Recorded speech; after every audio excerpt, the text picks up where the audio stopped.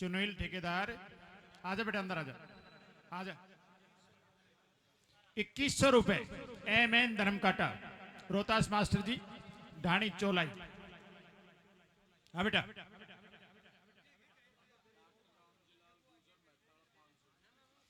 रामजीलाल जी जो कि प्रधान जी के बेटे हैं, शिवपाल जी के, 500 रुपए दे रहे हैं, बहुत बहुत धन्यवाद। सुनील आजा भाई। अभी जो बाबा के आज स्थान के ऊपर प्रसादी तैयार की है, हलवाई लाला राम जी पांचाल जो कि थानाका जी आगर के रहने वाले हैं, मैं उनसे निवेदन करूं कि आप आए। लाला राम जी पांचाल, आपका रतनलाल सैनी जो सब्जी मास्टर हैं वो भी आ जाएं। लाला राम जी और रतनलाल जी, आपने बहुत शानदार प्रसादी बनाई है, आगे आ जी। बहुत बहुत आपको आभार, बहुत बहुत धन्यवाद। ये थानाका जी तहसील में आगर गांव में वहां के रहने वाले हैं, तालियां बजा करके इनका स्वागत कीजिए भाई लाला राम जी पांचाल। ये बहुत बहुत धन्यवाद भाई साहब आपको जो आपने प्रसादी बनाई है उसके लिए। हाँ कह रहे हैं कि प्रभु की मेहरबानी हुई है, दाता की मेहरबानी हुई है। हाँ ये तो आप ही लोगों की मेहरबानी है, भगवान का प्रसाद बन गया। हाँ जी। रतनलाल सैनी आजा भाई। रतन विजय सरपंच, विजय सरपंच भाई मेरी आवाज सुन रहे हो तो आपको सरपंच साहब आ जाइए। वो बसंत बसंत यदि आ गए हों, बसंत कुमार शनौप, स्वर्गीय ख्याली राम जी जाजम हाजीपुर, यदि मेरी आवाज सुन रहे हैं, जिन्होंने आज के इस महायज्ञ में सब्जी का अपना सहयोग किया है। अभी सुनील कुमार जो कि ठेकेदार है, उनका भी कमेटी की तरफ से साफा पहना करके स्वागत किया जा रहा है।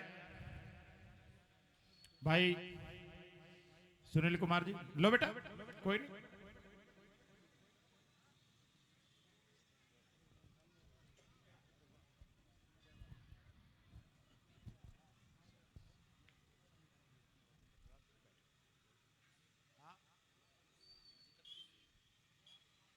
अभी सुनील कुमार जी भी आज ये इस महायज्ञ में 3100 रुपए का सहयोग दे रहे हैं।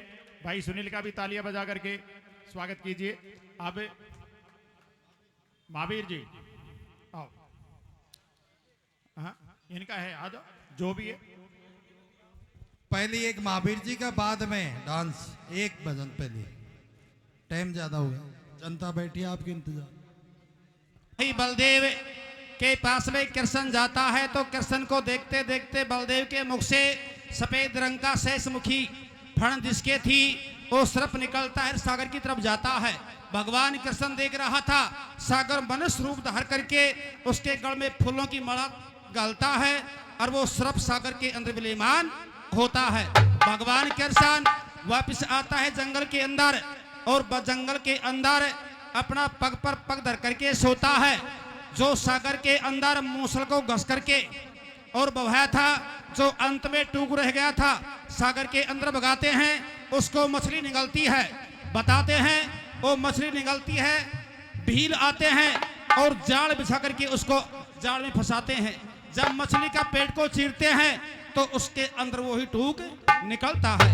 बताते हैं वन के अंदर शिकारी और शिकार करने के लिए घूम रहा था। जब भगवान कृष्ण अपना पग पर पग धर करके सूता हुआ था, शिकारी हिरण समझ करके और बाण छोड़ता है तो वही जो मूसल का टूक था वो भगवान कृष्ण के और पैर में लगता, जिसके अंदर पद्म था।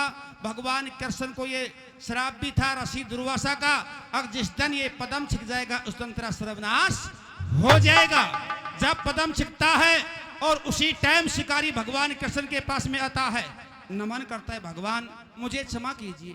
जब कृष्ण कहता है कि शिकारी ख्याल करिए, त्रेता के अंदर में राम था और तू बाली था, जो मैंने कहा था कि शिकारी की तरह मुझे पेड़ की ओर लेकर के तुझे मारा है, तो मैं अब से बदला लेना चाहता हूं। वो तेरा बैर आज संपूर्ण हो गया है।